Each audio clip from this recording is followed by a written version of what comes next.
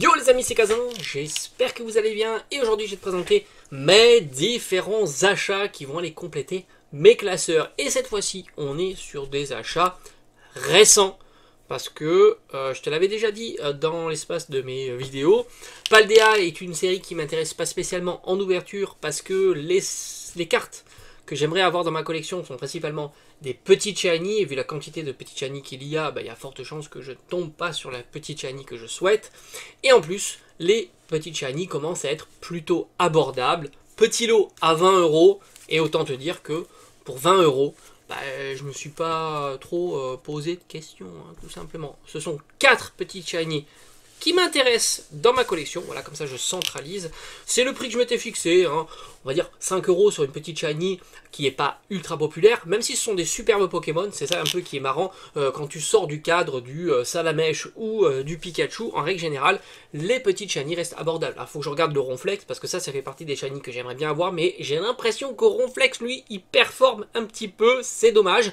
Et puis il y a le petit Riolu, il y a aussi d'autres qui m'intéressent, mais c'est le début. Alors peut-être que je me plante sur les prix et ça va encore diminuer, mais c'est pas grave. Comme j'ai l'habitude de faire, je me fixe un budget et je me dis, bah voilà, le budget il est bon, ça rentre dans mon budget, puis 4 d'un coup, c'est quand même plus facile. Voilà, tu comprends ça. Allez, on commence. On va dire, allez, lequel? Regarde-moi ces magnifiques sleeves, tu les reconnais, elles sont de l'ETB évidemment. Allez, on commence par la première et on la découvre ensemble. La magnifique Flagados. Alors moi, comme je t'ai dit, on va regarder un petit peu ces formats de cartes là. Moi ce sont des formats de cartes que j'adore. Voilà, elles ont vraiment tous les ingrédients, mais c'est curieux de voir que le grand public n'adhère pas avec ce genre de format, parce que tu peux les retrouver ce style de format. Donc là c'est un peu plus particulier, on les a vus sur Destinée Occulte, Destinée Radieuse, mais on a des formats un petit peu similaires avec les brillants, avec les prismes, avec les radieux, et en règle générale, ça plaît pas spécialement, voilà. Et c'est pour ça que tu peux les trouver pour pas très cher. Alors Radieux, ça a été le flop, hein. Les Amazing aussi, ça fait partie encore de ces formats un petit peu atypiques qui sont pas spécialement populaires. Et on a ce petit Flagados, très sympa. Alors les petits shiny, c'est vrai que ça tombe très régulièrement, ils ont fait ça exprès, hein. T'as grosso modo tous les 4-5 boosters, t'as une petite shiny aléatoire qui va tomber. Ça rend l'ouverture fun, dynamique, mais en même temps, si tes objectifs ne sont pas d'avoir une carte aléatoire, une ultra rare aléatoire, et bien une précise, il faut mieux dépenser ces petits sous dans ce genre de carte. Magnifique, Flagados, je suis très content. Mais tu verras, hein, je suis trop content et on va continuer. Alors sans compter, les vides-greniers, ça y est, ça va commencer à s'accélérer. On arrive en mars et là on va pouvoir trouver du lourd, hein, tu vas voir, c'est top. Allez, on continue. Oh, le petit Mime Junior, j'adore. Tu sais que j'ai mon petit classeur, tout ça, ça va aller dans les classeurs, hein. Regarde-moi cette beauté. C'est vrai que, encore une fois, des cartes comme ça, ce pattern, c'est vraiment des cartes magnifiques.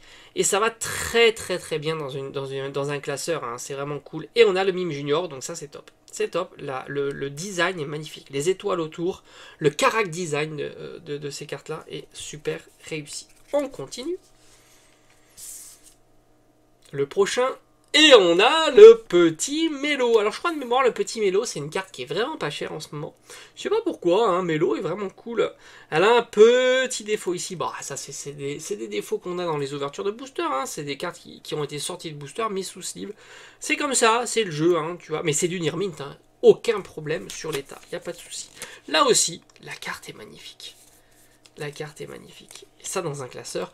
Surtout que moi, je fais pas des classeurs, je fais pas des full sets ou des master sets. C'est-à-dire que t'as pas une page avec que des petites shiny les unes après les autres avec leur numérotation. Là, on est sur des classeurs Pokémon. C'est-à-dire que j'ai tout un tas de cartes mélo. Et c'est ça qui est assez rigolo quand tu as un classeur. En plus, j'aime bien le faire par ordre chronologique, comme ça on voit un petit peu l'évolution, soit du design de la carte, etc. Et du coup, je trouve que ça rend une ambiance plus sympathique d'avoir de temps en temps des petites variétés de cartes comme ça, que ce soit des simples V, des X, des VMAX, des alternatives, des petits shiny, des Holo, et ainsi de suite. Je trouve ça super sympa. Le dernier, il est là. Et c'est le Rondoudou. Et voilà. Terrible. 4 petites shiny pour l'équivalent d'un tripack, hein, voilà, tranquille, hein, c'est vraiment top. Et celle-ci, elle est parfaite, incroyable. J'adore Rondoudou aussi, magnifique. Elles sont top, hein, ces cartes, elles sont vraiment top. Allez, je te dis à bientôt. Il va y avoir d'autres, un chat, hein. Tu sais que c'est le, enfin pour moi c'est le moment. Même si on l'a vu, hein, Les cartes, c'est compliqué. C'est compliqué. Ce sont des cartes, si ça veut, dans quelques mois, elles seront plutôt vers les 3 euros pièce. Ben oui, c'est le jeu. C'est le jeu. C'est possible. C'est possible. Mais moi, je me dis, c'était l'occasion.